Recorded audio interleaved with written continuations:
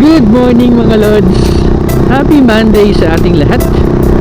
Today is January 26 and gusto lang nating batiin ang aking mahal na papang.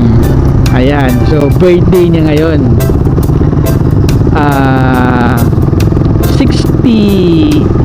68 birthday ni Papa ngayon.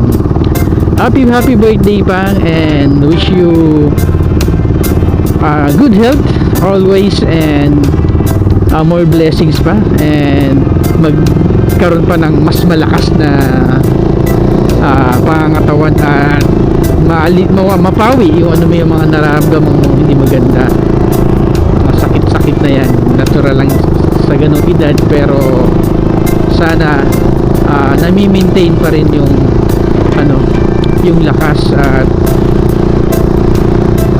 na dadaan sa mga maintenance na gamot. Huwag lang magkasakit na talagang magda-down yung system. Enjoy Pang, and happy birthday sa'yo, and siguro meron tayong konting pa surprise mamaya sa kanya.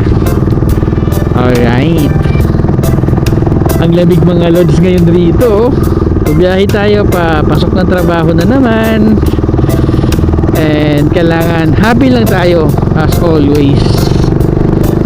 Kaya sa mga mag-ride ngayon, papasok ng trabaho o anumang biyahe meron kayo ngayon, ingat lagi mga Lods, and enjoy lang natin ang ating bawat biyahe.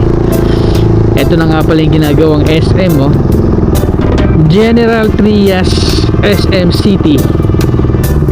So ano ba ang status of accomplishment nila ngayon?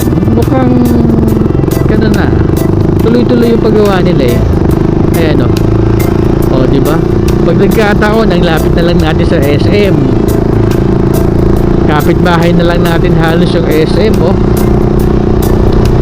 Sa atin to parang I think mga 3 kilometers na lang sa atin to. Saglit na lang to sa ano natin, sa biyahe natin pagka gusto nating mamasyal, o di ba? And sana nandiyan lahat ng mga pangangailangan natin. May mga galaan din na pwedeng ano, puntahan, lalo pag weekends. Yan, ang sarap niyan. Alright, so open canal, medyo makulimlim, medyo madilim-dilim pa ngayon. Kamalis tayo na mga 6:05 in the morning. Ayan. Alright, so have a nice day sa ating lahat. Peace out.